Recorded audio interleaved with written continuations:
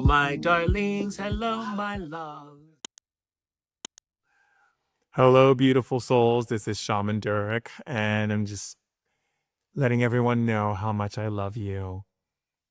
If anyone hasn't told you how much they love you today, I love you, and I want you to know that I love you, and I'm so happy that you're on this planet. Hi, sister. I want you to know what a beautiful soul you are, how gifted you are, what a beautiful inspiration you are for God's divine light, our Mother and Father God and Child of God, to be present in us and through us, in our words and through our thoughts and through our emotional intelligence as we continue to share that light and energy while being here on this sacred planet. And I am just so honored to be on this planet with each and every one of you and to witness the love and the beauty that we all bring as powerful lit leaders of legacy. And that's what you are. You are a legacy leader.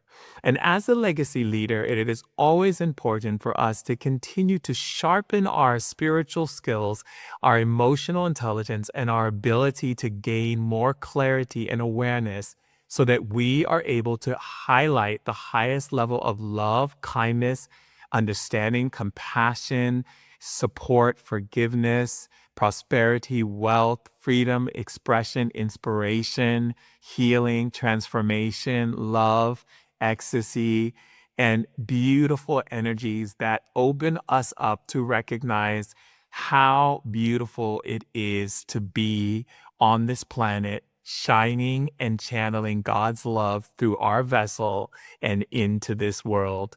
And we do so every day by the way we speak to ourselves, the way we speak to others, the way we show up, and the way that we hold space for our brothers and sisters. No matter what dimensional field of energy they're in, we hold space for them, but we also are aware that we do not get involved in the nonsense.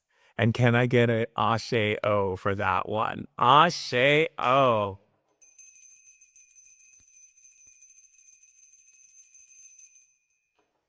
So it brings me to a beautiful place of sharing love with each and every one of you.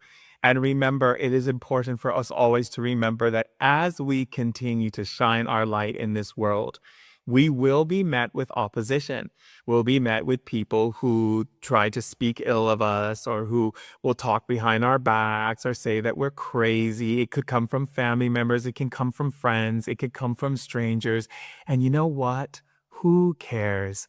What's most important is that you remember the truth of who you are in God, not what other people say, but in your alignment to God's love. Now, let's talk about that for a moment, right? Alignment to God's love means this. Now, I cannot stand when people who hold a religious idea or concept use religion as a way to attack other people. That is not God's love. That is darkness at its best, disguising itself, and again, disguising itself as being God. Okay? There is no power in the universe that would ever seek to cause harm or shame or guilt or any instruction of persecution or anything where you would condemn another human being as a brother and sister and tell them they're going to hell or that they're working with darkness or they're demons or any of these things. Now you can say that darkness is I feel that darkness is influencing you because you're not coming from love, you're not coming from kindness, you're not coming from that wellspring of God's divinity. And so therefore I will pray for you, I'll meditate for you, I'll chant for you, I'll dance for you, I'll make art for you. I will do things to shift that energy with all the magical gifts and powers that I have in my repertoire of energy. But when you go out and use religion as a way to harm or curse other people through words or beliefs, when you condemn people without knowing them or condemn them because that's what you want to be right about so that you can feel justified in your misguided beliefs, you really need to come into an alignment with the divine because that is not love. Love is God. That's it. So anything that goes against that is literally an opposition to God's divine love. And I don't care if someone says something disrespectful to you. And I have people who say all kinds of crazy things to me. And you know what? That's exactly what it is. It's their type of languaging and the way that they associate their words in their belief systems is because of the dimension they live on. And that dimension is not a high dimension, because in a high dimension, we speak only love. We speak inspiration. We see the power and the energy that is right for each individual person to rise and claim who they are in their divine birthright.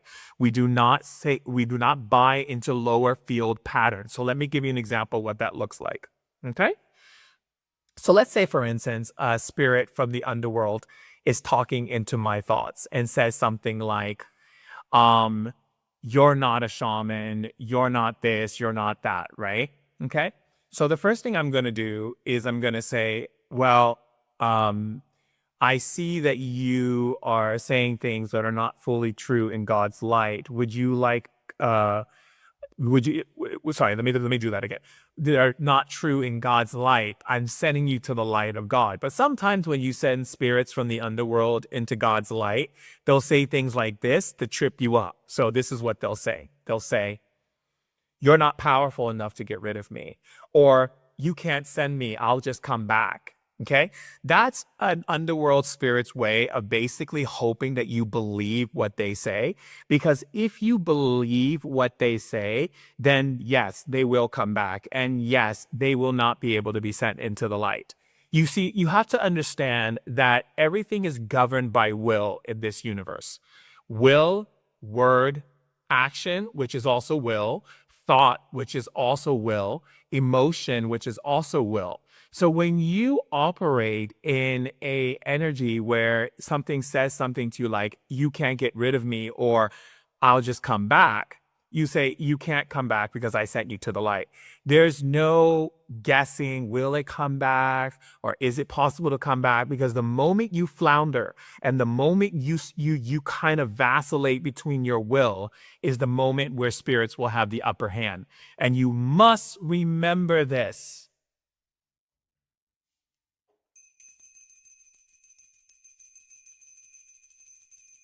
Got to get the lip mail out, but you remember. You see, the thing is that anytime someone says something to you that is coming from a form of disrespect or says something to you that's not loving, you can even say to the person, is this meant to be productive or is this meant as an insult? And then you give it to them to take responsibility for what they're saying and why they're saying it.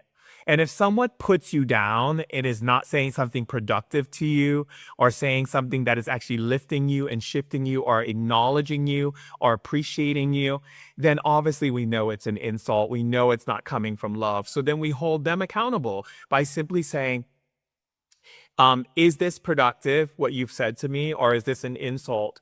And if they say, well, I don't know, we'll say, well, it didn't sound loving. So was your intention to be non-loving in this conversation? And if so, I do not participate in non-loving conversations. So then at that moment, you now have to make a decision to exit from the conversation or end the conversation. You see, we don't have time to spend time in lower dimensional fields that people pull us into through their conversation. So let me give you another way of looking at it. Let's say, for instance, I'm on a dinner table and someone at the dinner table starts telling me about how money is hard to come by and life is difficult and all these type of things. So what I usually do is I simply listen to what they say and then I say, I cannot support what you are saying right now because it does not support your highest good. I know that you are powerful and abundant and prosperous, and that life is only operating this way because you're fighting that which is in the most highest good for you. Because we have to remember, my darlings, that the spirit world is so powerful and so fair and so present in making you aware of what is the path to take, that to actually not take that path is a disservice that we do to ourselves because we have an agenda and we think we're going to ride our agenda out over God's divine will for us to be happy. So let me give you an example of what I mean. So a lot of religious people like to say that the path to God is met with thorns. Well, I've asked God that, and I've asked Spirit, and I've asked the angels, and they disagree. In fact, the path to knowing which path is God and which path is you is the easy path is God, and the more challenging, disruptive path is you. And let me tell you what I mean by disruptive. It means that things don't move easily and effortlessly. It means that you have to push, kick, scream, or do something with your will to get that door to open.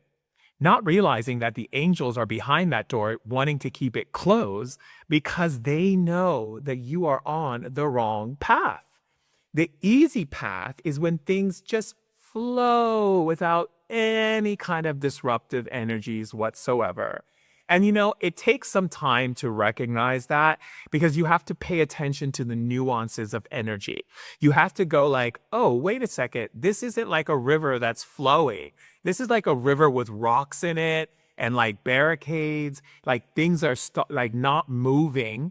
That means either one, Spirit doesn't want you to move forward with your beliefs and your ideas and your concepts that you're holding on to, or two, Spirit doesn't want you to move on because something that they see in the future of this situation is actually going to cause you pain. Now, I've had to learn that lesson in the hard way so many times. And being the fact that I am a Scorpio Capricorn, I am all about skepticism and death and rebirth and transformation. But at the same time, as a Capricorn, because Capricorn is all about skepticism, and it's kind of like, checking things out, making sure things are the way they are, makes me really good at being who I am as Shaman Durek, because you can't be a shaman if you're a big skeptic, and you would never call yourself a shaman if you weren't skepticizing on all the things that make you a shaman. And so therefore, when you step into Scorpio energy, right, if you channel Scorpio energy, it's about transformation, it's about alchemy. So when we look at it from the perspective of how we associate frequency, we have to ask ourselves, is this frequency moving and flowing? Is it just flowing and moving and things are easy? Or if there isn't, that means it's not the right time. It's not God's time. It's not in alignment. It's not the way it's supposed to be. So let me give you an example of what I mean. Okay. So I had a situation where I was given all of these opportunities from major TV networks and major production houses to have a TV show. But in the beginning, a lot of those production houses, which I went along with, that promised me all these opportunities for me to share, my energy and, my wife's energy, my family's energy with the world, were asking us to do things that were fake, like fake an argument. Well, me and my wife don't argue like the way you want us to argue. We have conversations. Or, be more dramatic in this area than this area. That's not my personality. I am dramatic, don't get me wrong. But I'm a more of not the way that they wanted me to be, where I get angry and get, and all these type of things. And so everything was halting on that situation, and it didn't end up going through. And what was fascinating about it was, at one point, we did so much filming and so much for this network, for them to just let us sit there for the longest time without giving us an answer if they were going to move forward, and green light the show. And then God spoke to me and said, do you see what's happening here? Your ego wants so much to be in this show that you don't even realize that you're willing to sell who you truly are to be in this show. And it goes against every single thing you believe in. So that's the reason why I'm making sure it doesn't go through, because you're not capable of seeing that it's not right for you. And you know what was so interesting? It was this epiphany that I got. It was like I looked at my girlfriend, who's now my wife, and I said to her, God doesn't want us to have this.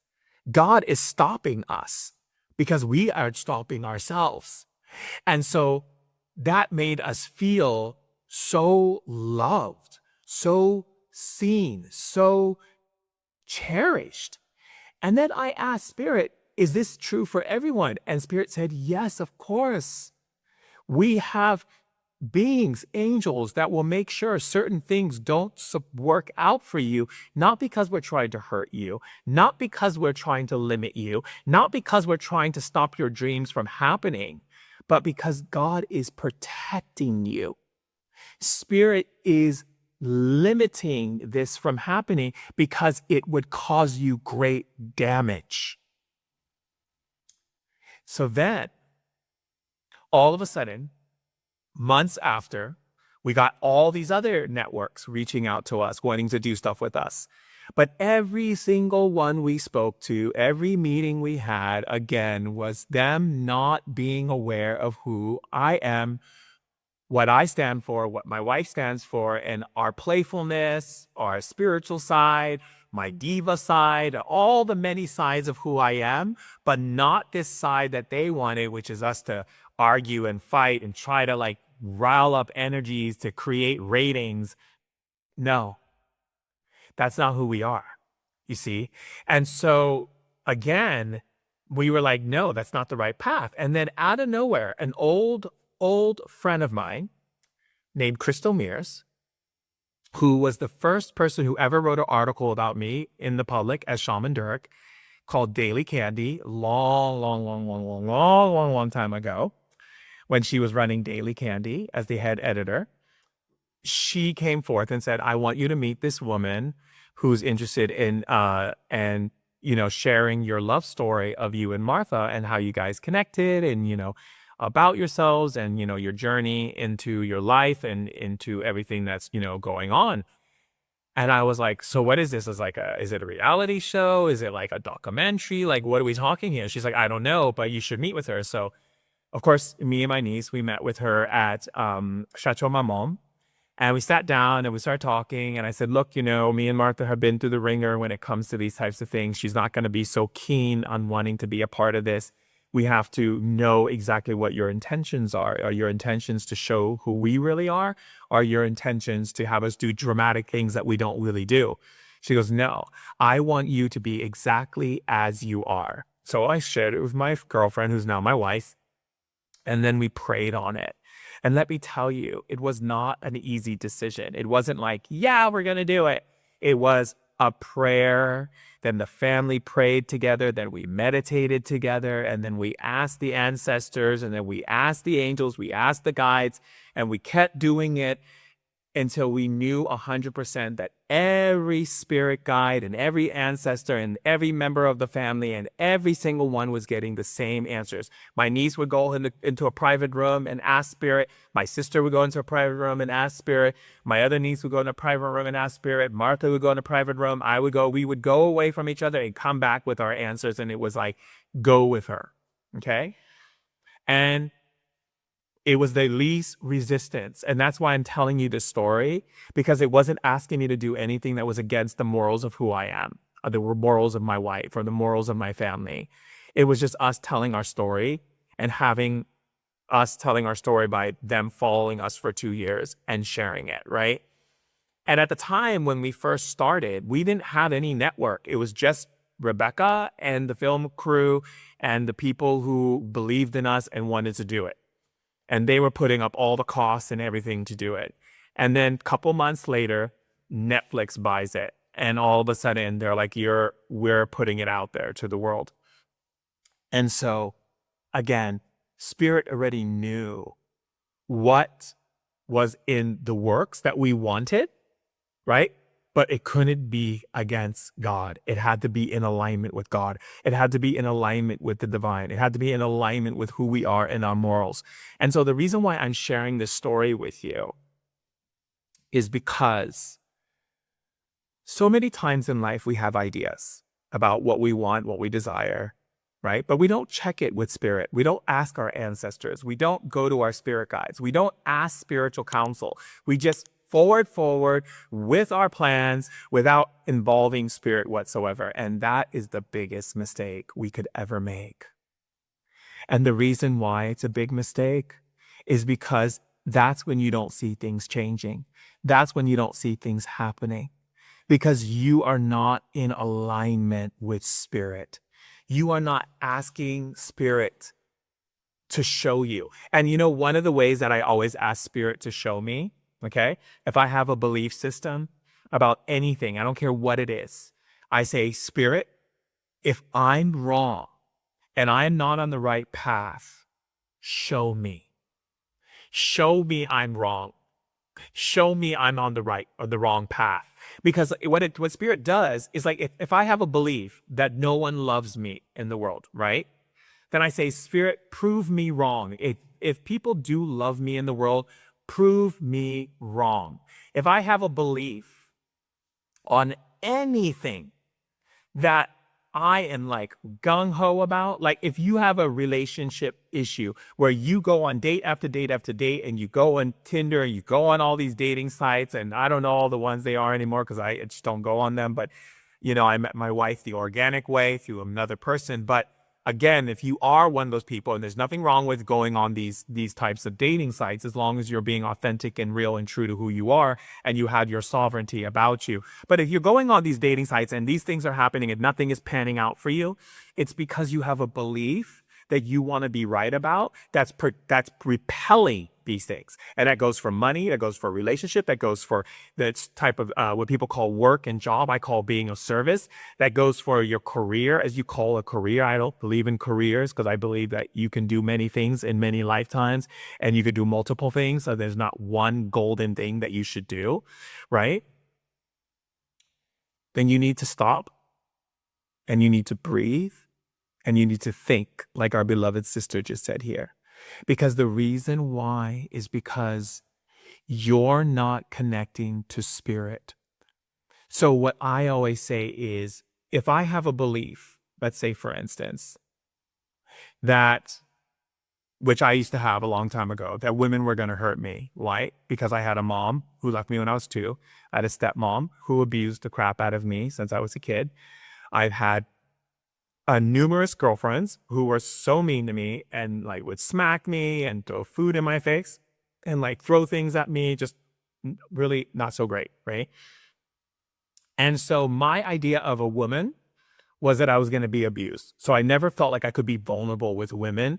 So it took me a while to get to that place of being vulnerable with women. I had to start learning about women. I started asking women friends of mine, like, why do you get upset with your boyfriend? Why do you scream at him? Like, is there another way of interacting with him instead of screaming at him, which only makes us men feel like we're getting in trouble from our mothers and we got to shrink and we get small. And then most of my male friends, when they told me they lied to their girlfriend or cheated on them, was because they felt like they could not be transparent, they could not be open, they could not be free to express themselves because they're afraid that they were going to do something wrong. So they rather not deal with the ramifications, so they just go and do it wrong anyway. And that's not the way we want to be in society. So I always had this fear that women were going to keep doing that to me. And so I started accumulating a lot of women friends and hanging out with them and really asking them and like how and why and what does it mean and what do you look for in a man and all these different things, right? But I still had this fear of women. And then I asked God, if God, I decided that I had such a big fear of women so much that I even opened myself up to dating men, right? And that didn't go so well either, because it didn't feel right for me energetically. But I attempted to go into it, but I still had women on my mind, but I still attempted to go into it. And so I started considering myself the soul sexual person. People call it bisexual. You can call it what you want. And I've had experiences, with both sexes, and I never looked at it with judgment, even though a lot of people can look at it with judgment. I don't, because I believe that this is my life and I get to live the life the way I want to live my life. But what I realized in that was I kept thinking, I'm going to end up with a man because there's no way I could end up with a woman, because no woman is ever going to love me, because I could never be loved by a woman. My mom couldn't love me. My stepmom couldn't love me. All the girls I dated models, I dated all type of women. I dated women with children. I dated all kinds of women from every walk of life. And let me tell you, none of them worked out. So I just kind of had this belief. And Spirit came to me and said something. And I have to ring the bell for this.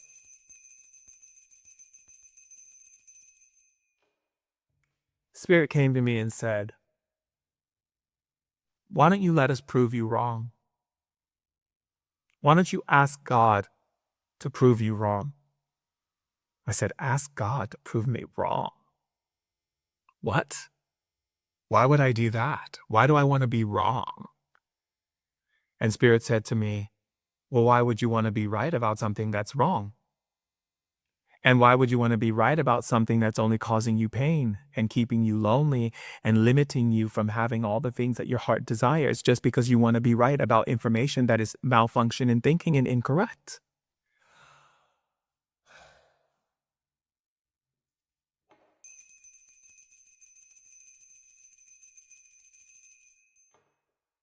So then I said, wow. Ask God to prove me wrong. So I started writing down all my belief systems, all my belief structures, everything I believed about men, about women, about life, about money, about success, about this, about that. And I still do it. I'm still doing it. Trust me. There's more beliefs that I have that are definitely not 100% functional and operating in God consciousness. And I go through it every single day when I have time, if I'm not doing a live or teaching a webinar or doing something that supports the lit family of the lit leaders of legacy.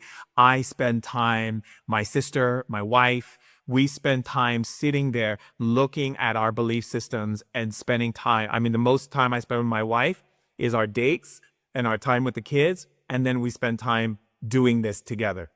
And you know what I did before I met her, because I would have never met her if I didn't do this. I said, prove me wrong that women are all going to hurt me and I'm never going to be a woman that's going to love me unconditionally and see me for who I am and not try to control me or manipulate me or get mad at me for not meeting her expectations, or who isn't spiritual enough to have emotional intelligence, to be able to talk things out and be vulnerable. Like, prove me wrong, but I can be in a relationship with someone and be fully transparent without ever having to lie, without ever having to hold anything back, without any of these things. I want to be a different man, because the relationship that I was in before was with another woman before her.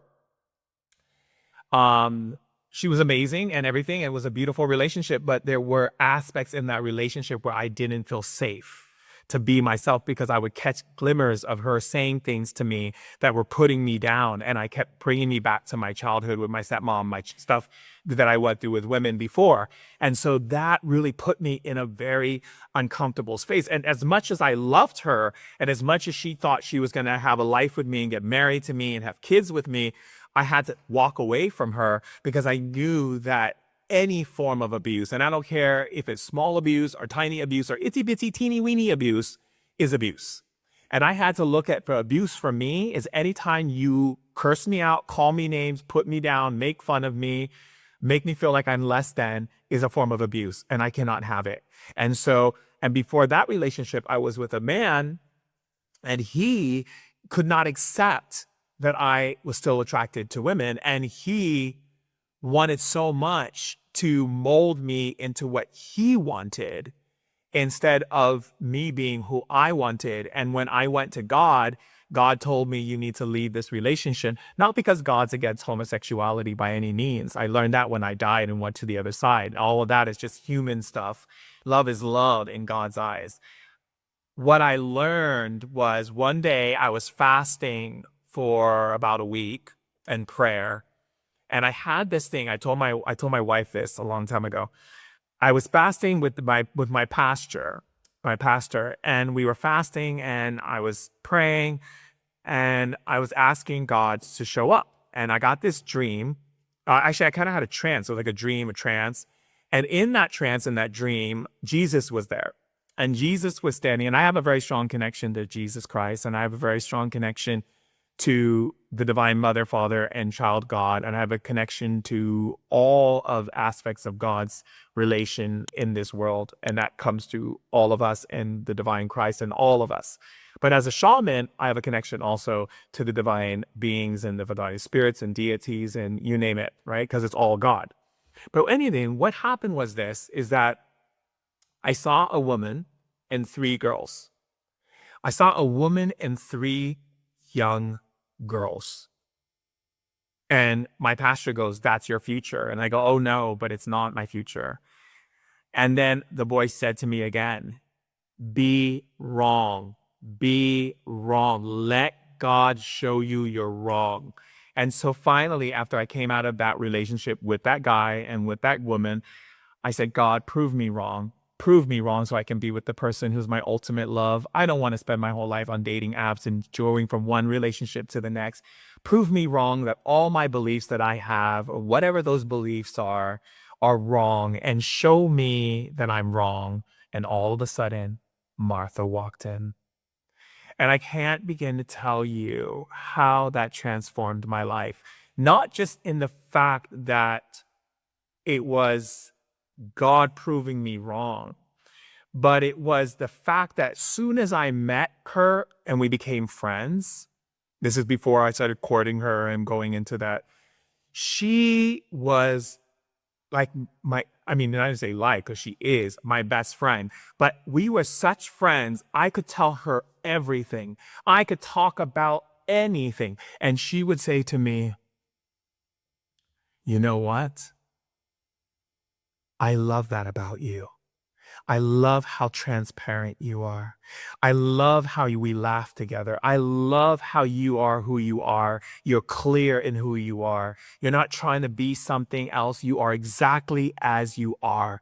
And you know what? I said, "That's what I love about you."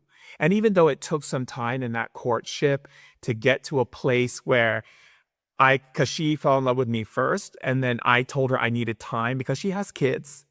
I know nothing about being a father. Even though I dated many women with children, I was scared because the other women I dated who are still friends of mine and beautiful women at that with beautiful kids who are now older now because they were young when I dated them. When I broke up with those women, I lost those children in my life. That was very hard for me.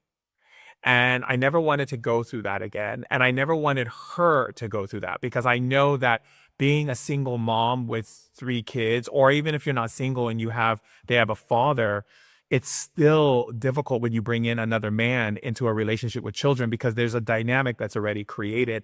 And I wasn't sure if I would be able to handle that dynamic or if I wanted to make sure that I was 100% in love with her with no doubt. I don't care who she is in society, because none of those things mean anything other than love, right? And friendship and honesty and transparency and realness. And in that moment, I realized that I have to be 100% secure within myself. And I think this is really important. And I speak to those men in the world. And it doesn't matter if you're in a male-male relationship or a female relationship, but I'm speaking to men when it comes to women, but I also speak to all relationships. Before you get into a relationship with someone, I want you to check yourself. I want you to do some soul searching. I want you to ask yourself, are you willing to be vulnerable with this person? Are you willing to accept them as they are right now in their evolution? Not who you think they can be 5 years from now, 2 years from now, after you do some manipulating, changing, frustration things, irritation or anger at them, that's going to change them to be something that you glorified in your fantasy vision. Get rid of the fantasy and look at them for who they are right now. And ask yourself, can I accept this person? Will this person grow with me? Are they on the path of evolution? Is this a person who models some of my ideas and of things that I would like in life? Is this someone that can talk with me and share ideas with me? Is this a person who can be transparent with me? Is this a person who wants the same things that I want? You know, like if you're a person who wants to live in a tiny little house and that person wants to live in a mansion, I'm sorry, you're not well suited. And is this person equally and aligned with you on an intimate level? You know, that's also important. People don't really look at that, but that's really important. Is this person a family person? Because I'm a family person.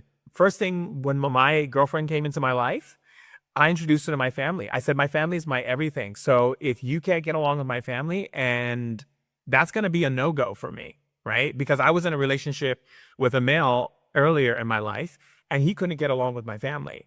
And that was a big tell sign. And then when I was with the other girl, she got along with my family. But again, like I said, there were things that she did that were not in alignment for me at the highest level for me to see that I'm feeling honored and valued and loved in this relationship, right? So that's really important for me. Family is huge because my family comes first. My sister, my nieces, my nephew, my brother-in-law, my sister-in-law, like my family is my aunts, my uncles. They are my number one. Okay. And so when it comes to my sister, if you don't get along with my sister and my sister looks at you side-eyed because she doesn't trust you, I definitely won't be trusting you either because my sister sees way more than I see. So family, all the things that you feel. Now, I'm not saying you have to copy my licks, but all the things that you feel connect to your authenticity, right?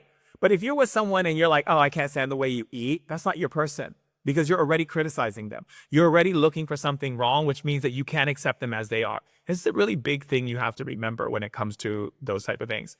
So if you have a belief that men are selfish, then you need to ask God to prove you wrong. If you have a belief that money is difficult and you have to work hard to get it, you need to ask God to prove you wrong. If you have a belief that things are not going to get better for you, you need to ask God to prove you wrong. This is about humbleness and humility, everyone. Humbleness and humility comes in when you are ready and willing for God to prove you wrong. I don't care what anyone says about you. If you don't know the truth, then you need God to reveal it to you. People write about me, they lie about me, they try to build stories and things about me so they can build narratives about me that are so false and so untrue.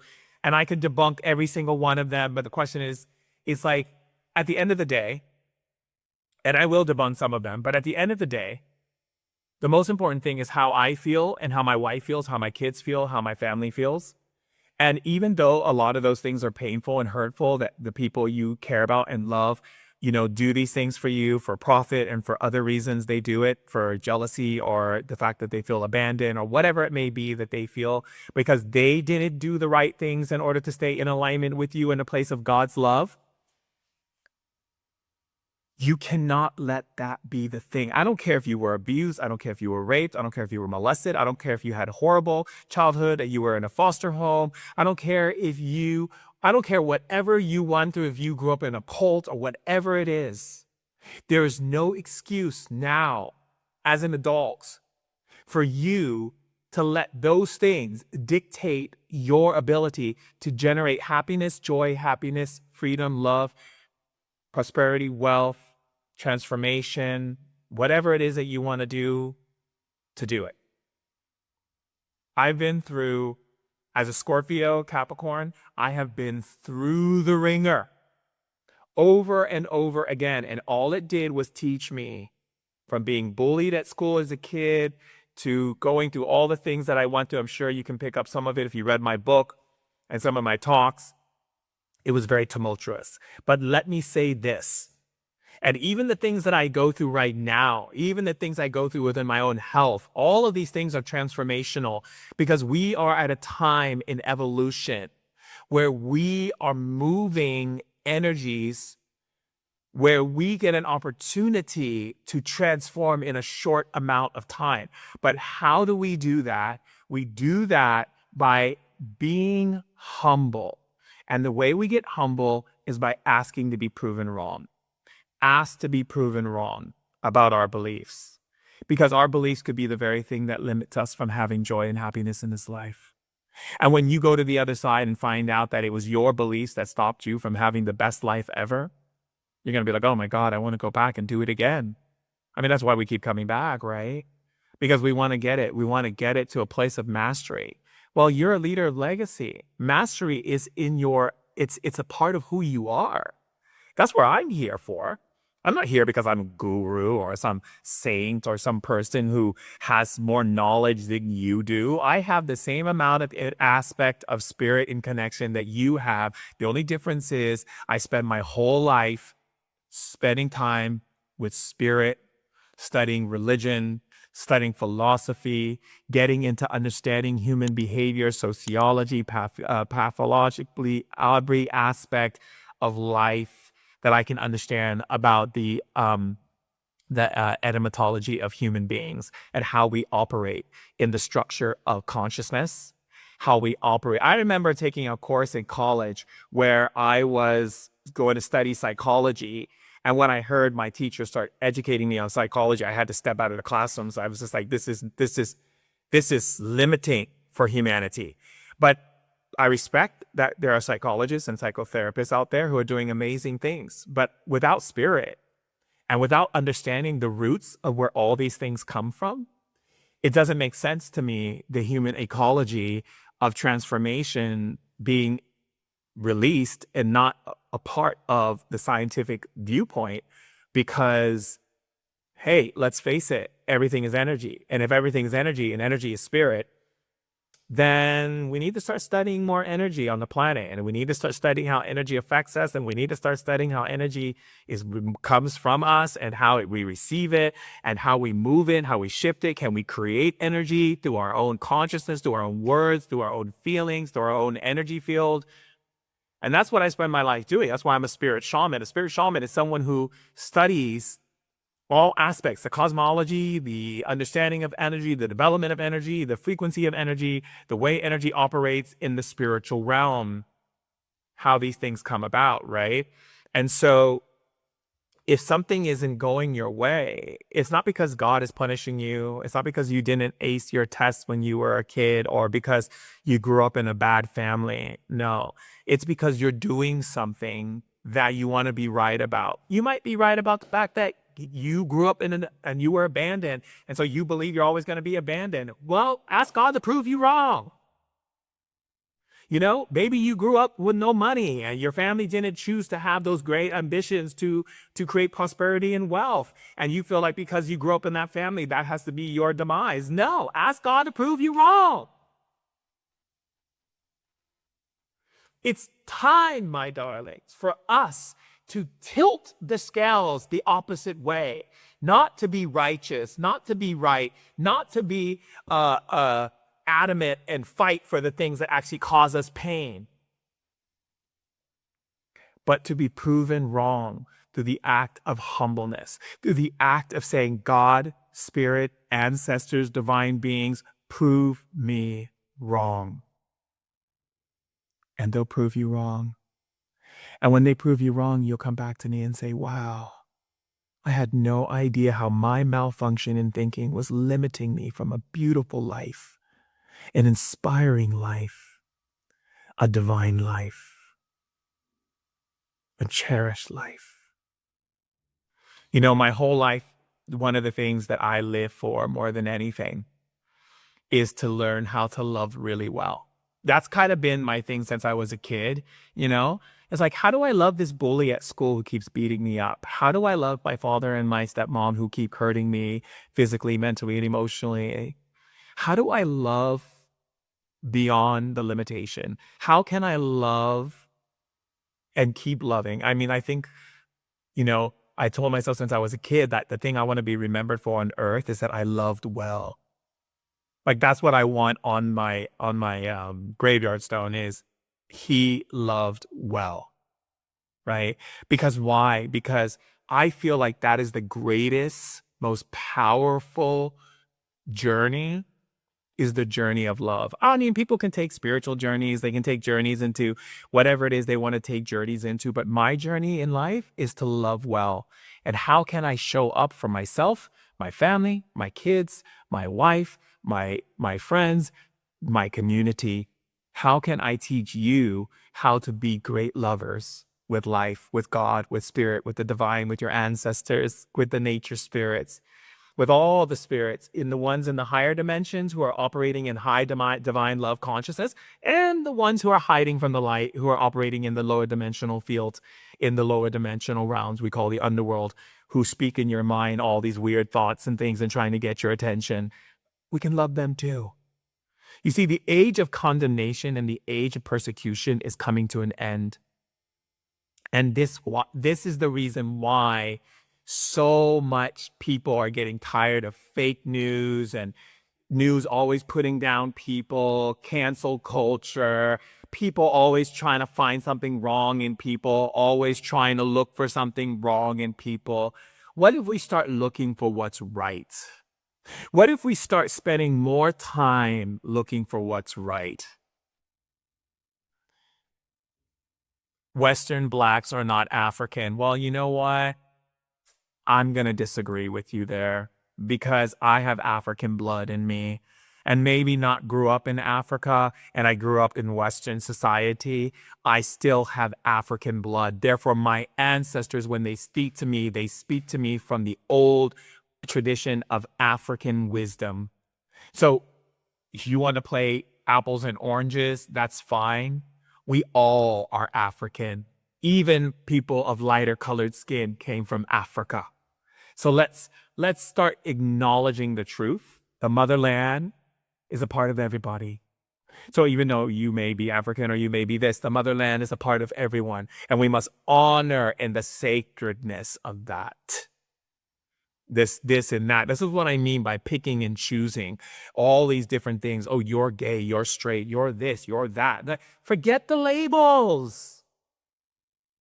You're human beings. You love another woman and you're a woman, fine. You love a man, fine. You want to be this, fine. There's a place for everyone. Love is everything. It encompasses the all. It doesn't discriminate. People who are afraid of others because they're afraid of all that is in God, they discriminate. They are the ones who place limitations on life, you see?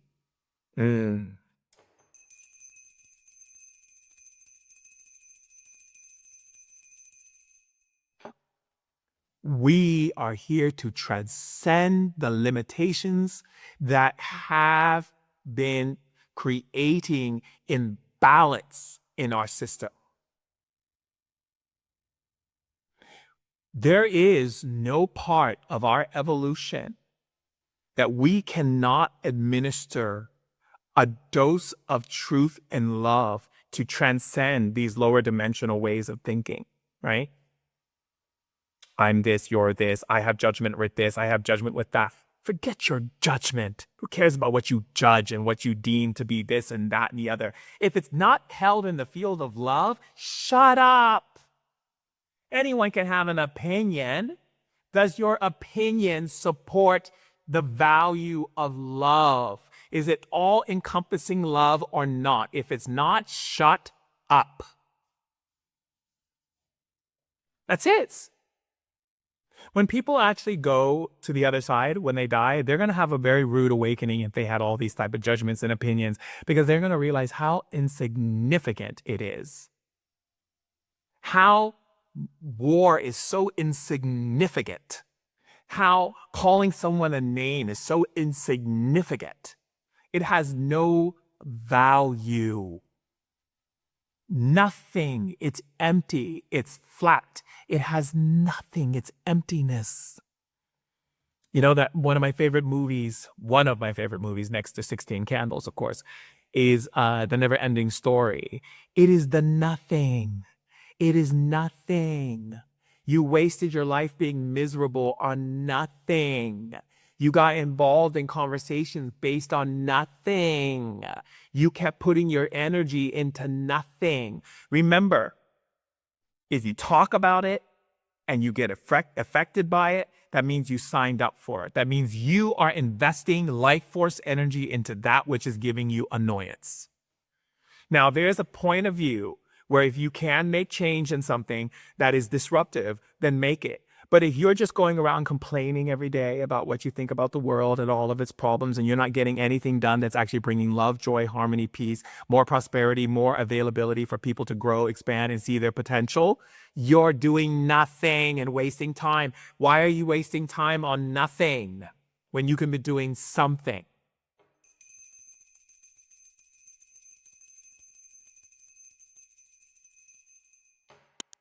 So now it's time for change. And change isn't just a word we use. Change means choose to evolve outside of the chaos. Remember that in every hurricane, every tornado, there is a grace period. In a tornado, there is the eye of the storm. Find the eye of the storm in the chaos that you seek to invest in. There's no need to invest in chaos. I don't sit and talk about the problems of the world. I find solutions for the problems of the world. Talking about it is pollution. Finding a solution is a very different energy. So now that you've heard me speak and I share my words with you and my love with you, get the lit bell out. Now, let's get into some healings. Let's see who we got on the healing list today. We're going to go with our sister here. Let's see.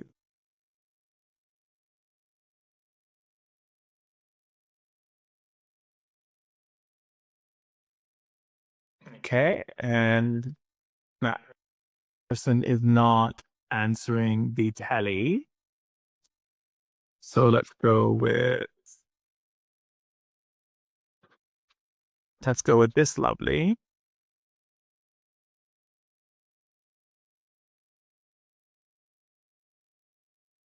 So if you have okay, only truth has declined. Okay. So then I'm just gonna go with the first person who put their energy. Me, what was that? Oops. Let's go here. It's going too fast.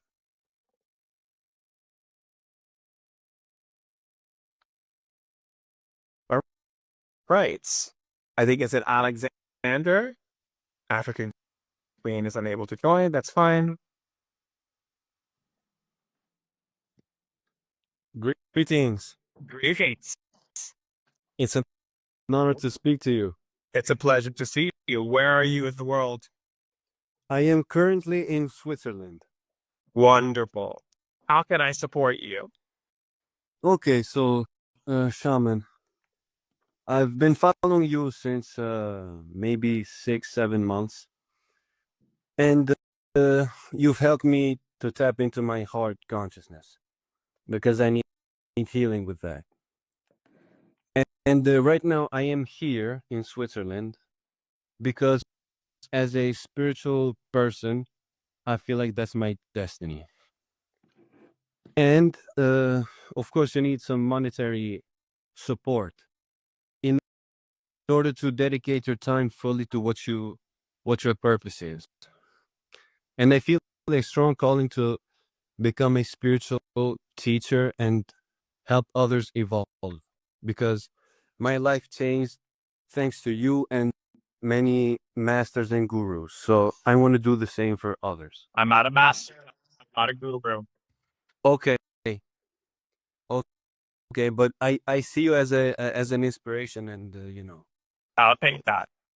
So I would like to maybe ask my guides, what is what what are my next steps that I can take, or something that I can look at, in order to fully align myself with my highest purpose and truly become what God has intended me to be, so I can help others and expand my consciousness and help elevate others also.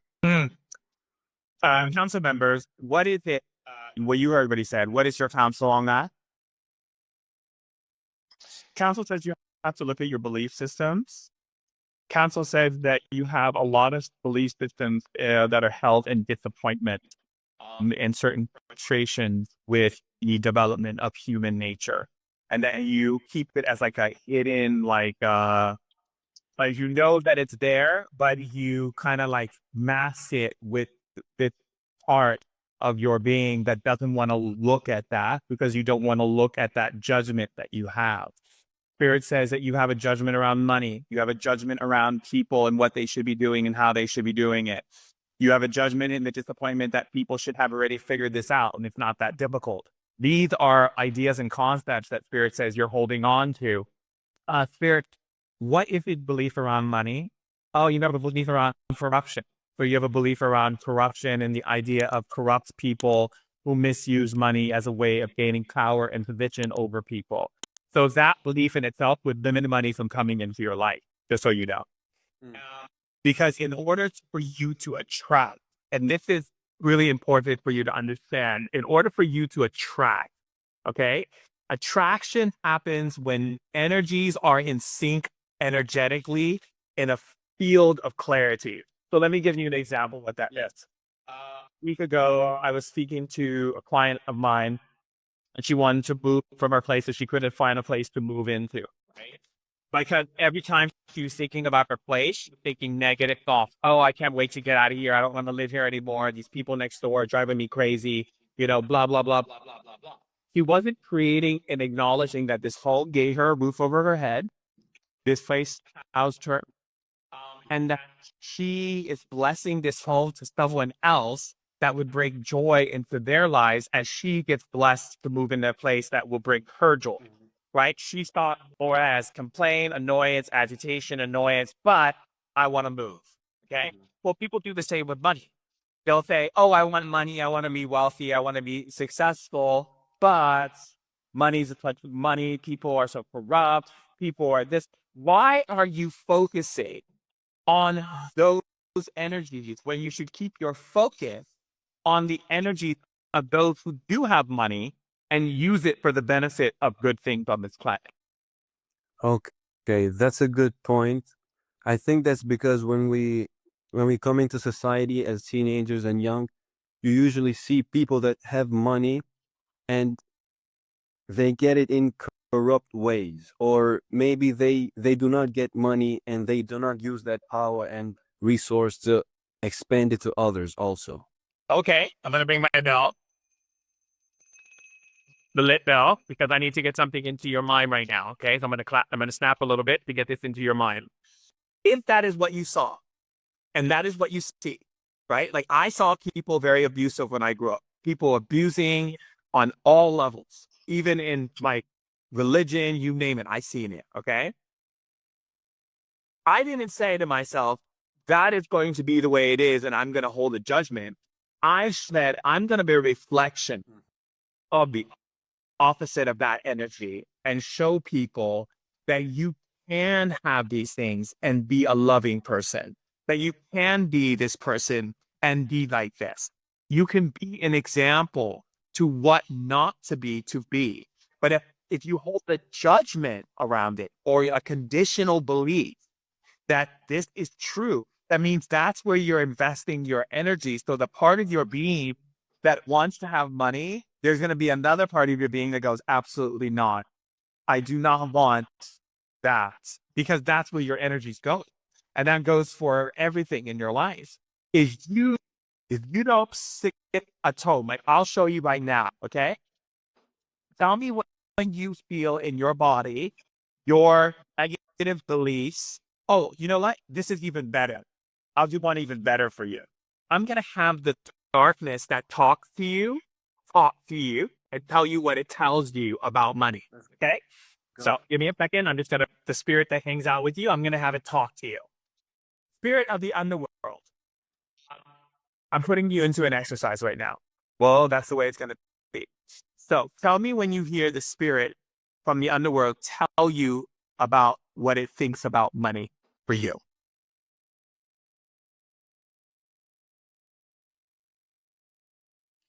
It says money is so powerful and everybody wants to chase it, and they do not want to let it go in fear of not getting it back again.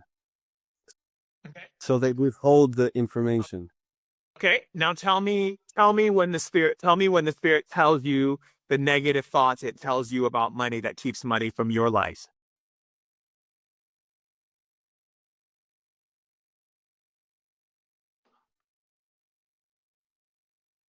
So I know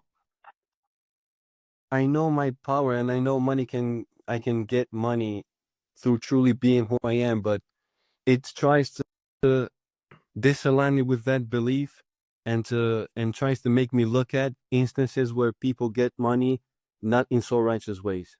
Uh-huh. Now tell me when you hear the spirit tell you why it's doing that to you. I know, because if I truly focus on who I am, I would align with that energy very fast, and it's trying to disalign me with my path.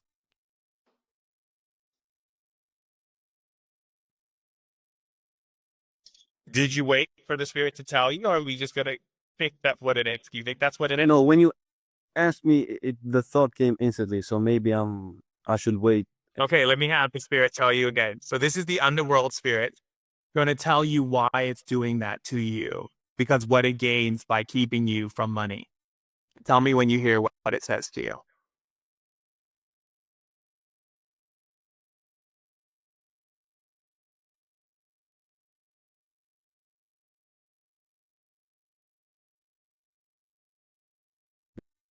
Because it can keep me stuck in this mental loop. Yes.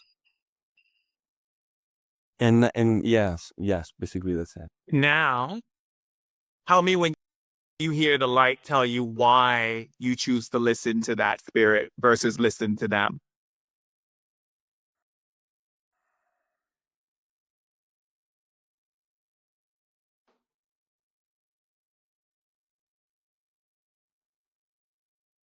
Because that's what I focus on. Right. So in other words, say this sentence out loud. Well, what sentence? I'm going to tell you what sentence to say. Are you ready? Sure. Say, I hate money. I hate money. Now tell them, acknowledge how that makes you feel. Makes me feel like why would I hate it? Oh, but that's not what you feel.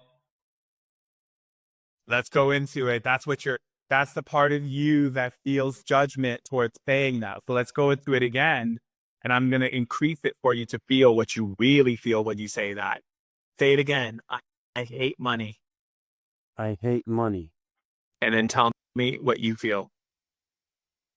What do you really feel when you say that?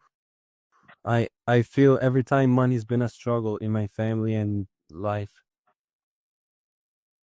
which is true, but No buts. No buts. You hate money. You hate it because you've seen what it has done to your family. You hate it because of what you see corrupt people do to it. You hate money. That's the truth. And until you shift out of that energy, which I can help you, you're going to keep deflecting every opportunity to be wealthy in this lifetime. Because the lie that people tell themselves when they have no money is that they love money, and they keep thinking if they say it over and over and over again, it'll convince them. But you can't get to the light by when the light's not there because you already gave it to the darkness. You have to go to the darkness. And the only way you can get to the darkness is by telling the truth. okay. And do you see when you said, I hate money, there was a part of you that felt righteous about it? Yeah, It's like, oh, yeah, of course I do. Look what it does to people. Look what it did to my family. Look at the struggle we've gone through. If there was no money, if money wasn't the issue, people would be this and people would be that and people would act like this and people would be like this. But it has nothing to do with that. People will be however people want to be based on their evolution. You're going to be however you want to be based on your evolution. So what I want you to do right now is I want you to acknowledge that you're wrong about everything about money. What you saw was people abusing it. Doesn't mean that's what everyone does with money. And money wasn't the abuse. It was the people. So you have to look at it for what it is.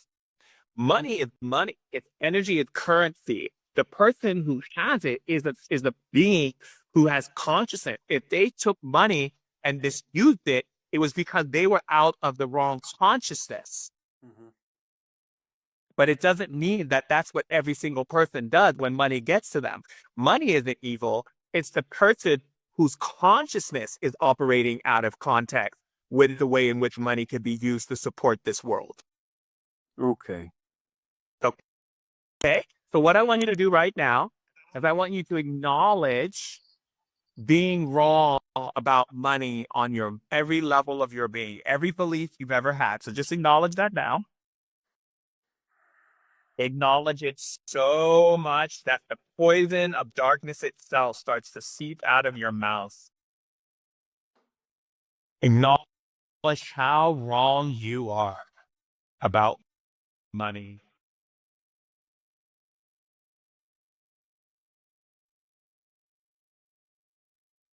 And just keep acknowledging how wrong you are about money and all your beliefs around money. So wrong. And you're so wrong about money that you're willing for God to prove you wrong. You're willing for your ancestors, the angels, the spirit guides, the divine deities, the ascended masters, the orishas, all of the spirits to prove you wrong about your wrong beliefs.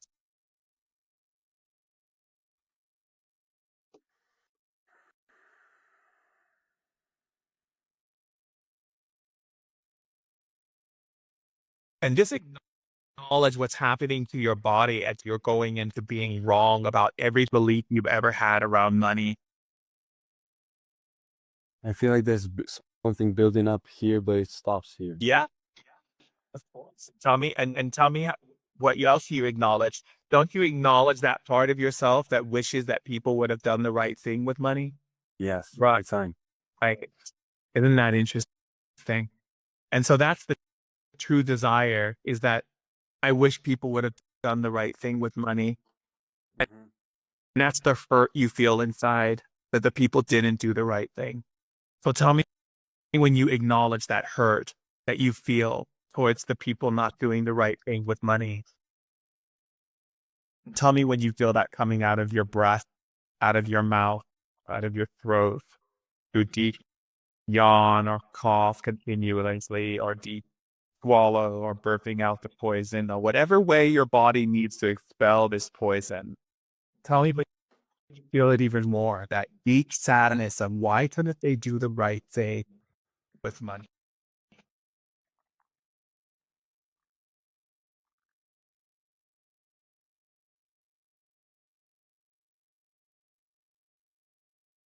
Tell me when you feel that even more coming out of your system. Just acknowledge how it's releasing from your body. Acknowledge how your body feels, your emotions feels. Acknowledge how your mind feels releasing this energy.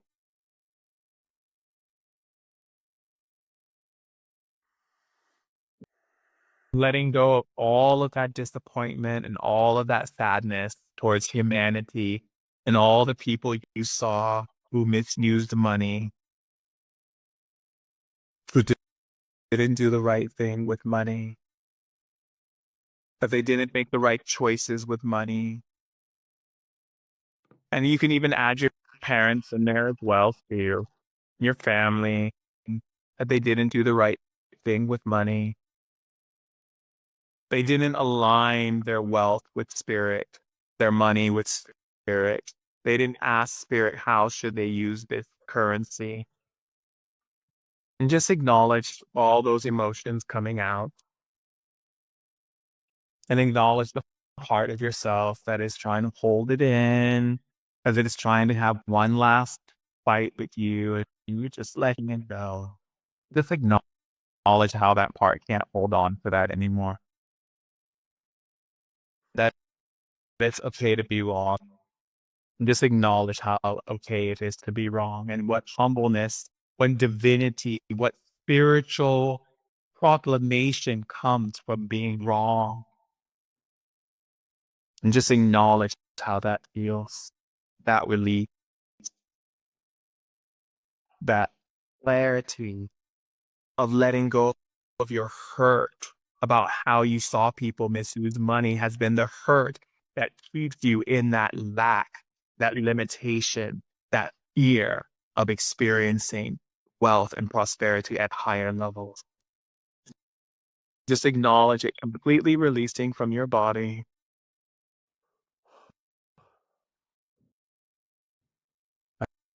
I feel it building up more. Calm. I feel it building up more. Yeah. Just acknowledge what that feels like. Acknowledge that part of yourself that wants to be mad at money, wants to be upset with money, wants to have judgment, wants to judge those people because they did wrong in your eyes. But just acknowledge how that part is wrong for even that as well.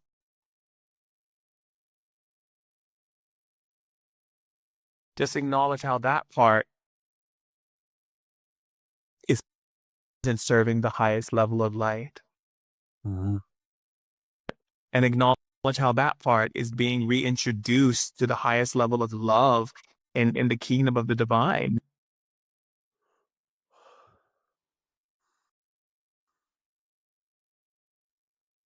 And acknowledge how that part is clearing that energy now that it's in this highest place of love.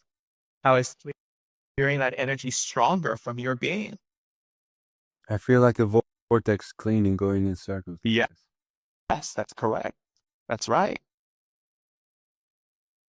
And so all that malfunction in thinking is now being put into what we call functional thinking, which then creates an awareness for your emotion to expand off of, which then allows your entire being to magnetize that which is in alignment.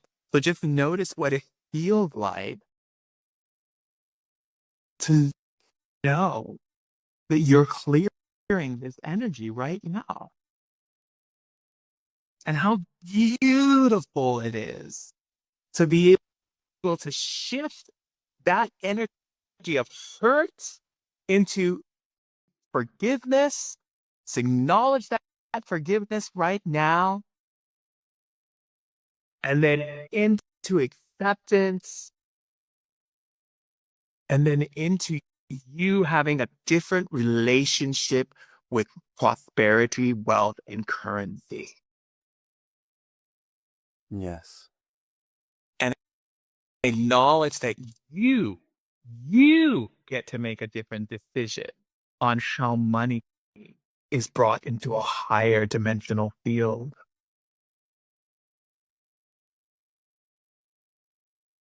A dimensional field that lifts you above the old energies, the old paradigms, where now you get to be an example of what wealth and prosperity looks like on planet Earth. And acknowledge how you feel being that vessel of what prosperity, abundance, and wealth looks like on planet Earth, used in the principle of love. Finally. And just acknowledge how that feels in your being. And you see, in it, that energy right there that you're feeling, that's when wealth and prosperity comes into your life because you're excited about it. So tell me when you feel more excitement for the fact that you have a beautiful new understanding of wealth, prosperity, and currency in your life. That you focus on all the people on earth who have aligned to the possibility of using money as a currency that brings more growth, transformation, healing, health, wellness, support, you name it, to planet Earth. And that you're connecting into that wide spectrum of all those living beings that have aligned money with the divine. Yes. And just acknowledge how that feels right now Tell me when you feel that in your being. Spirits are going to increase it now inside of you. And you've noticed when your breath increases and you begin to operate in that awareness.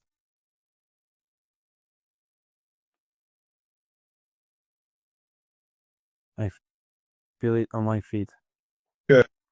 And then tell me when you feel it moving from your feet to your legs to your torso to every part of your being, radiating that awareness of this is what prosperity and wealth looks like when it comes through this field of love.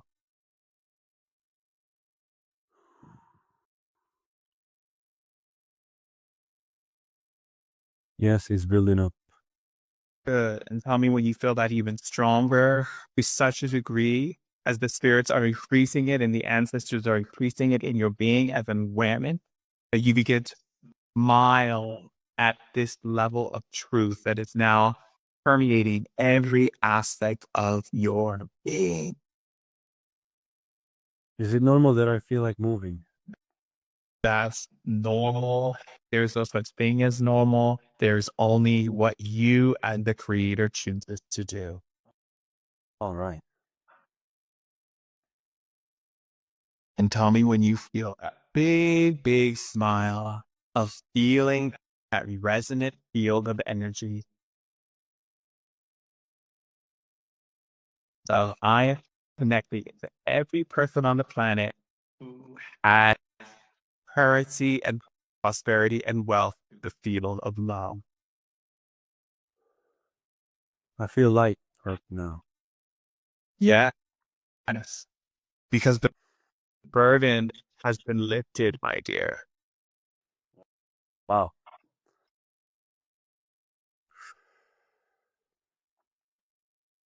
Thank you for that. Absolutely. You're very detailed in your guide, like the way you guide.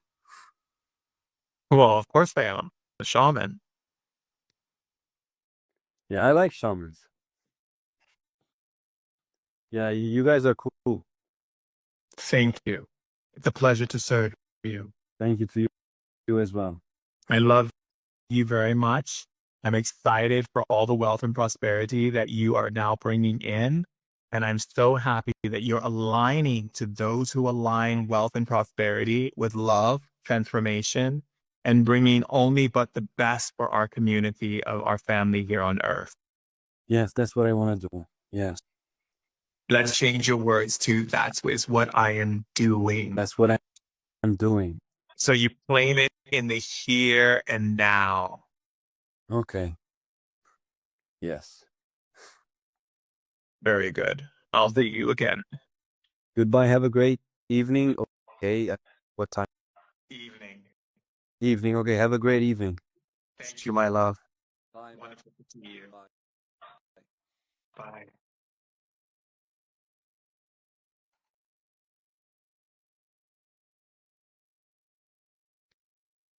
So do you see, my darlings, how powerful that is and how we can transform those energies, but we have to be honest.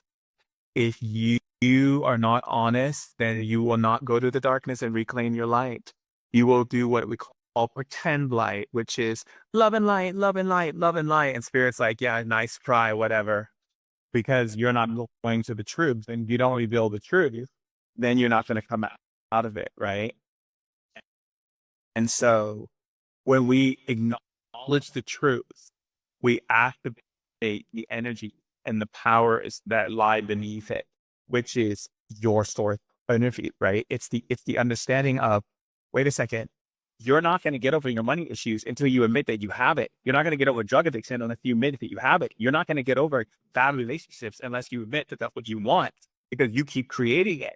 You are the creator, and your soul, which is your inner child, is creating as you are thinking and feeling and reacting, are doing, and creates your reality.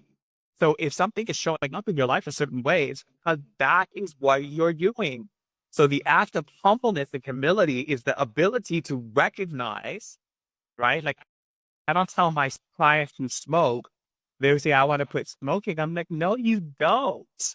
So you may want to put smoking on this part of your being, which is like maybe 10%, but there's this other part that got you smoking. So let's get to that part by saying, I don't want to quit smoking. I love smoking because smoking gives me, and then the client found out, it makes them feel safe.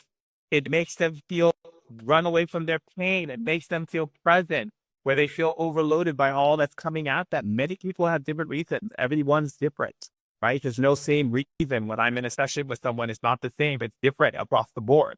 But what we have to recognize within that is that that person, my client wanted to quit smoking, couldn't quit smoking until they realize why they love smoking. And then once they realized why they love smoking, then they were able to take back the energy and their power and bring it over to the light and transform it. You see? That's power. That's how you access it.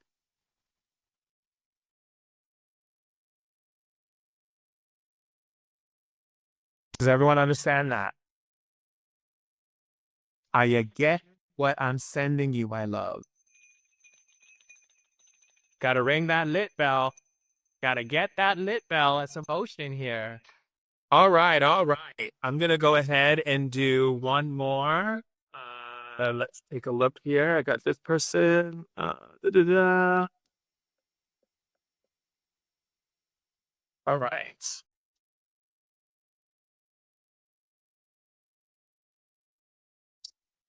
And that is Love Cures. Waiting for them to accept.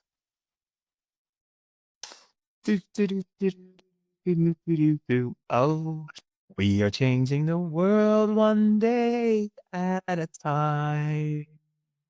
We are bringing the love one day at a time. We are bringing the wisdom one day at a time. We are bringing the joy one day at a time.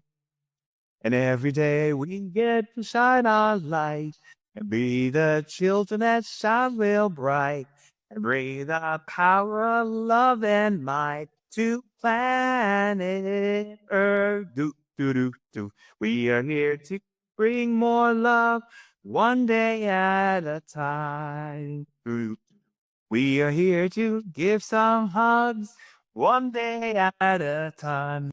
Okay, well, Love Cures did not answer. I'll do it one more time and then we have to move on.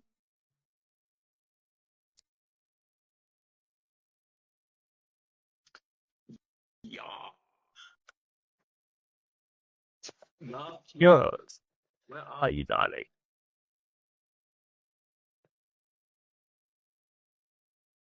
Okay, well, then we move on.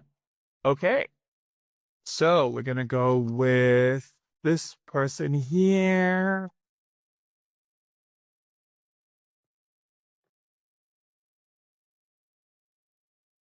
And that is that Charlene Gregg, I think it is? Hello. Hello, my darling. How are you? I am absolutely wonderful. How can I support you? Oh wow. There is always a lot, I guess. Okay. I guess you can go through. I'm happy to see you. Okay, now I'm here. Okay. I guess you can kind of see what's happening here. I feel like I'm into a lot of changes. Okay, when you say see what's happening here, are you talking about your energy? Are you talking about chakras? What are we talking about exactly? The whole thing. I Mm. see. That's okay. The whole thing. Okay. Let's And get the I feel like choose one. okay. My energy. So let's go with your energy. Council members, give me a holographic energy imprint of her energy field and show me what's going on. There's still stuff being cleared up around your family. You have a bluish green energy, which denotes you still needing to process behaviors in the family and feeling like you're setting yourself in your own energy in the form of what we call finding independence from other people's viewpoint or other people's point of view. What has been your challenge in that area? Sorry, what has been what? Your challenge. My challenge, I guess, right now is being able to fully step into my own voice and Not that. That's what it says. So it shows in your energetic field. The first thing that came up was family. It was orientated about being able to own your own sovereignty, your own independence, your own self, right? Being able to know who you are without influences of other people, being influenced by other people's opinions, ideas, concepts, or belief systems.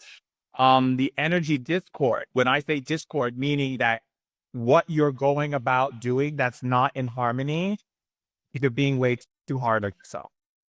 The discord energy is needing to be more lighthearted, more kinder, more generous, more of, open to the point of realizing not to take it so seriously, but more in the sense of how can I own my energy without the fear that I'm going to upset someone by thinking different or being different, right? It's about being in that space. The core energy is coming from your father. So the core energy is father related. The access energy is relationships. So that means that you're going to learn through relationships about yourself and your true beliefs. If you let people take over your space, your energy, you don't speak your truth. You don't honor what you mean and what you say. People are going to come in and walk all over your boundaries. So that and the reason why they're doing it is you ask them to do it until you learn how to ground yourself in who you are. okay. I guess, like, for me, I think I'm not allowing people to cross boundaries anyway. Like, people don't cross my boundaries basically because, or maybe I am, because I feel like I protect myself maybe a lot. You should protect yourself on a physical level. You do not protect yourself on an emotional level. I'm looking at your core responses. Your physical response, like don't take advantage of me, is like what you've learned how to do. But your emotional responses are still being affected. So that's considered crossing a boundary. Boundaries don't just exist on what people do to you, it's also what you take in emotionally. And your emotion discord is at 75 and it should be at 15 and you're at 75. That means that you're walking around constantly being affected by emotional disturbances. Yeah. Yeah. Now, how do we avoid it? Well, first off and foremost, the reason why you're upset is because you have judgment towards people. Your judgment is what causes you to take on the emotional response. Your judgment is, why do you think that? Why are you doing that? How can you do that? That makes no sense. What are you doing? All of that energy, right, makes emotionally invested. Yes. The question is, what spirit wants you to bring to your attention is why? I'm what? It's not doing anything for you. I know. It's actually kind of like making you more and more angry. And it's also stopping me from moving. And I'm like, why am I doing this? Let's look at why. Spirit, reveal to me why she's doing that. Spirit says that you have this belief that if you get annoyed enough, that eventually it's going to change. Why do you think that? I guess it might be from example in my life from my mother. Spirit says that you try to control people into being the idea and image of what you want to see them as instead of seeing them for who they are. So you've got fantasies, a lot of fantasies of what you think people should be, how the world should look, how things should be, what people should be doing. You don't want to see the reality of things. I thought I was better with that. I know at one stage I was a lot. We didn't ask you to beat up on yourself right now. We didn't ask for that statement. I thought I was doing better. This is not some kind of test or some kind of competition.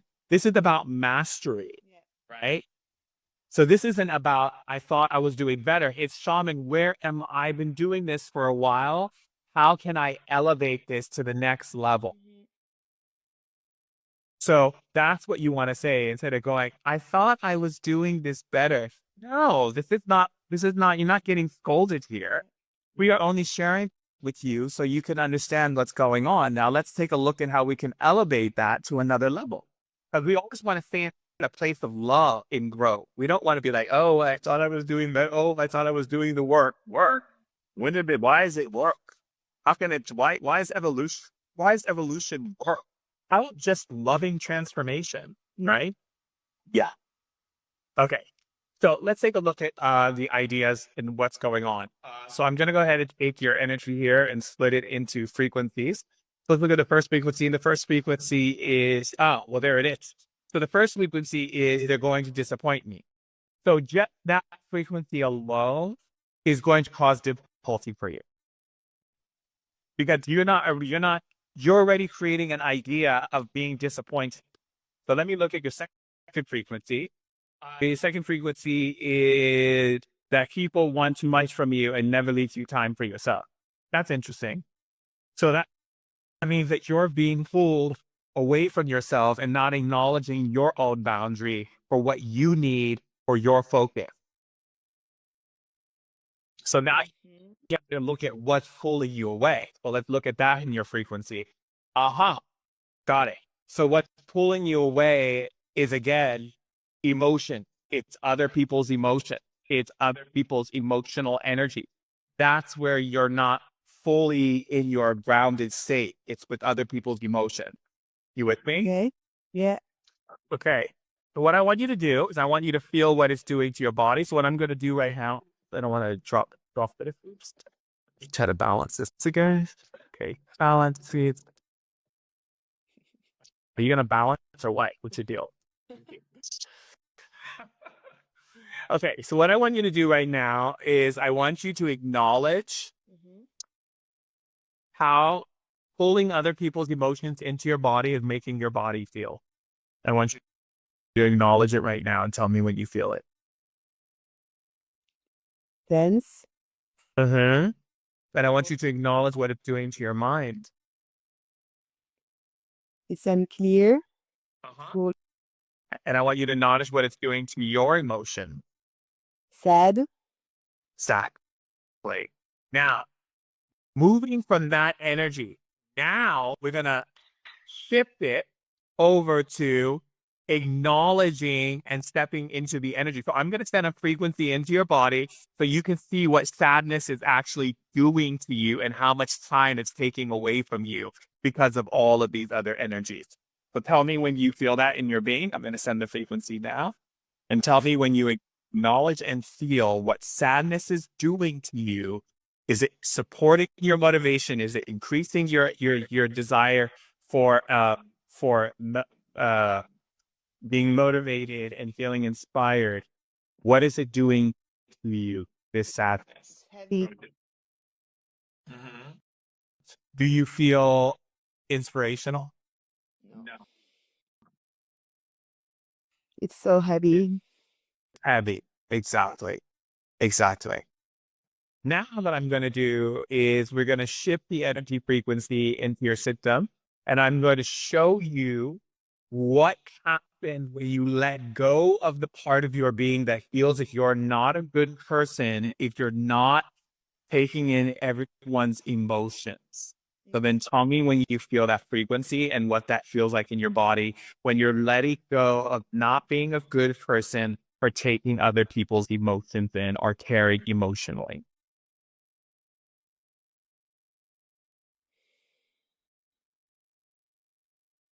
I'm opening up. Exactly. Now, I want you to acknowledge what's happening to your mind. Lighter. What's happening to your emotions. I'm smiling. What's happening to your body? It's lighter too. What's happening to your inner child? Ready to play. What's happening with your spirit guides? It's brighter too. Uh-huh. What's happening with your ancestors? They are cheering. It's right. Yeah. And I'm wondering because when I do my healings, I do everything by feeling. That's how I create things. Like I feel everything, and that's how. So you can feel things, but it's about what you're choosing to feel. You can feel, but it's what you're choosing to feel. If you're choosing to feel the negative energies in the world, then you're polluting your second chakra and you're filling it up with those vibrational fields. It's going to affect you in a big way. But if you're choosing to feel the love in the world, the generosity, the kindness, the beautiful things that people are doing, the sun, the moon, the ocean, and the rivers, the birds, the this, the that, you're going to get a different feeling. So right now, what I'm going to do is I'm going to shift your energy frequency into feeling those things versus feeling the negativity in the world. I'm going to shift your energy of feeling all the things that feel good. And you tell me what you start to feel.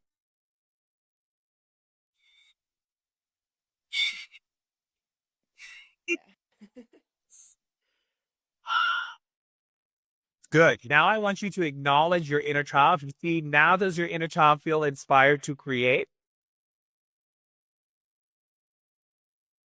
Yeah.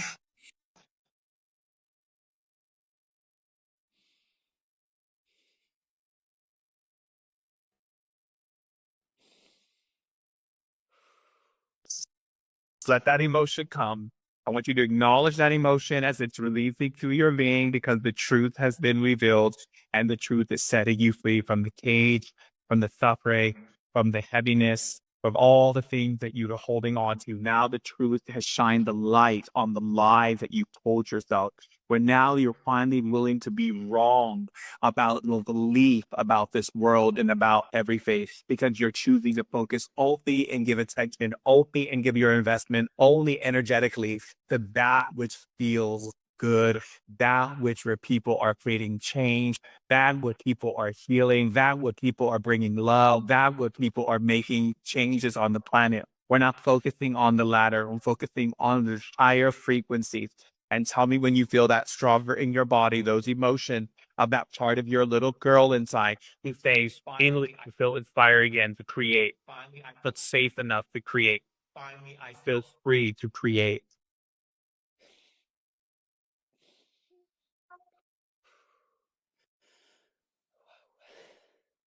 Now I can open my heart again. Now I can allow myself to truly be present with the divine.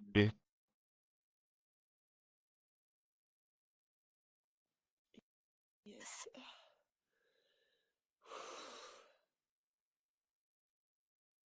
Ah. Yeah. That's why it's been so hard. And I feel like there is a lot of, I know I'm aware of a lot of things. I'm in love with nature, with flowers, with the wind, with the moon. And at the same You were too busy bringing emotional frequencies into your body. So anytime something emotional, if someone says something to you disrespectful, or if you see something that is not of love, you have to say, I don't take ownership of that. Okay, we're gonna play a little game. Are you ready? Okay, everything that I say to you that's empowering and loving, you're gonna say I take ownership of it. Everything I say that's rude and disrespectful, you're gonna say I don't take ownership of it. Are you ready? Yeah. Okay. You are such a powerful and beautiful being. I take ownership of it. You're creative and a genius. I take ownership. You're so stupid and lazy. I don't take ownership. I don't take ownership I of that. don't take all the ownership of that. You're such a beautiful soul and you're such a giving heart. I take ownership of that. You're never gonna get anything done. I don't take any ownership of that. the world is falling apart and all like the presidents are evil. I don't take ownership of that. Money is so hard to come by. I don't take ownership of that. The world is getting better because there's so many people waking up and people are starting to change the planet. I take ownership of that. There's so many beautiful things happening on planet Earth right now, and so many leaders of legacy that are waking up to seeing the potential. I take ownership of that. You know what? I'm never going to be friends with you again because you didn't come to my party. I don't take ownership of that. You owe me because I've done so much for you. I don't take ownership of that. I love the way you think and the way you use your mind. I take ownership of that. I love what a super creative person you are. I take ownership of that. You know what? I honestly think that something is seriously wrong with you. I don't take ownership of that. You are such a gift from God. I'm so happy you're on this planet. I take ownership of that. Oh.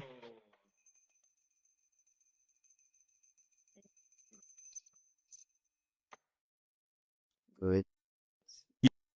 You see, my darling, now you are creating the boundaries that we are seeking for you to create. Not the ones that are just physical, but the energetic boundaries.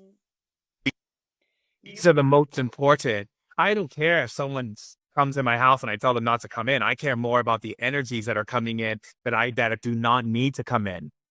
I care about sitting in front of my friend and they're telling me about how the world is falling apart. I'm like, I don't take ownership of that. If I see a movie, a scary movie, I don't take ownership of it. I can enjoy the scary movie, but I don't take ownership. I'm not going to bring that into my psyche. Yeah. Movies is a big thing also. Yeah, you start to take ownership of it. And then boom, your body, your second chakra will close and not open to receive it. Think of the second chakra opening to take in energy to shape your life. Think of like doing this, okay? And say I don't take ownership of it. Say the word. I don't take ownership of it. Boom, your second chakra doesn't take the energy in. Say I take ownership of it. I take ownership of it. Boom, it opens up and receives the energy. Frequency is everything. Ownership is everything. If we take ownership of something and we don't acknowledge what we're taking ownership of and we just listen because we're just nice people listening people talk about horrible things, we're taking ownership of it. Because the fact that we're listening means our chakra is open. We're not telling it what we want it to do. We do not want our Savasana chakra open, which is your second chakra, which is water, to open and absorb into the waters of your bodies. Because remember, your second chakra absorbs the water, then it goes into all the cells, into everything that needs water in your body. Now your emotional body is sensing and feeling that, and your mind is like, oh my God, why am I feeling this? And then it starts trying to look in the past, look everywhere to find a way to heal it. But the reason why is because you took ownership. So it's already past the mental, it's already in the emotional. So this is where we gain power. Do you understand? Yeah. Do you think that's why I've had very painful periods? Like it hasn't been like that for a long, it's been a few years, but Menstrual cycles, even pregnancies, all connect to the second chakra. If a woman is not getting pregnant, I've had a lot of women who go on IVF and they don't get pregnant. It's because the second chakra is out of alignment. If you have a heavy flow or you're getting more menstrual cramps, that's because you have too much what we call negative effluvia inside of you. That's negative cellular memory blockage that's causing what is called inflammation and pressure. All of that will affect you. And remember, women on planet Earth have been taught to put up with so much bullshit from the patriarchal system. They have taken ownership of so much bullshit, and they have to really not take ownership of anything that men say that makes them feel less, that puts them down, that doesn't honor their wisdom, that doesn't appreciate who they are, what they represent, and what power they have inside of them. So that in itself is a reprogramming of no more taking ownership of that. okay. Even if If a girlfriend comes to you and says men are hard to come by, I don't take ownership of that. Even if a girlfriend comes to you and says, "Oh my God, it's a man's world," say, "I don't take ownership of that." We have to stop the dysfunction from getting into our body as frequency. So what are you doing? You're creating boundaries for frequency, energy. Yeah. I've been loving, you taught that like in the 40 days strong or something. It was the spiritual soap. And that one I teach it all the time, but I guess it comes from after it happens. So now I have to do it before, like before it comes on me. Like, your spiritual soap is amazing. Isn't it lovely? I love the spiritual soap. Thank you for doing the 40 days, 30 days straws. I created it because I wanted people to have training for 30 days straight. That's why I put it up there. And my friend Ken and I did that. It's important that people have that under their belt. So good.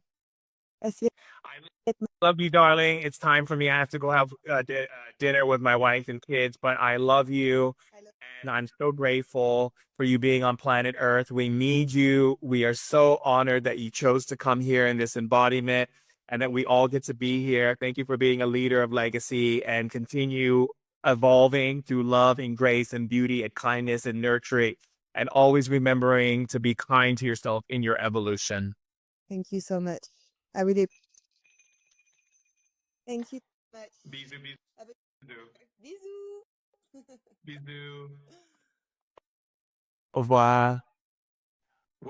Well, my darlings, it's come to that time again where I have to say, I'll see you soon again, my lovely, powerful family. I'll see you soon again, my beautiful family and friends. I love you, powerful leaders, masters of masters, leaders of leaders. I will see you again. Bye. Remember the things we spoke about. Share it. Let people know these lives I do so that you can continue to lift and shift and be so ever powerful that you are. To remember who you are, darlings. As we remember each other and remember who we are, we will one day end war on our planet. We will one day bring level of consciousness to understanding where we begin to see each other and remember each other from all levels and all dimensions. And until next time, let's keep going, let's keep evolving, and let's keep sharing our love with this world. Mwah. Bye. Remember who you are. You're a shining star that has come here from far to bring your light and your love and your beautiful energy. Beautiful.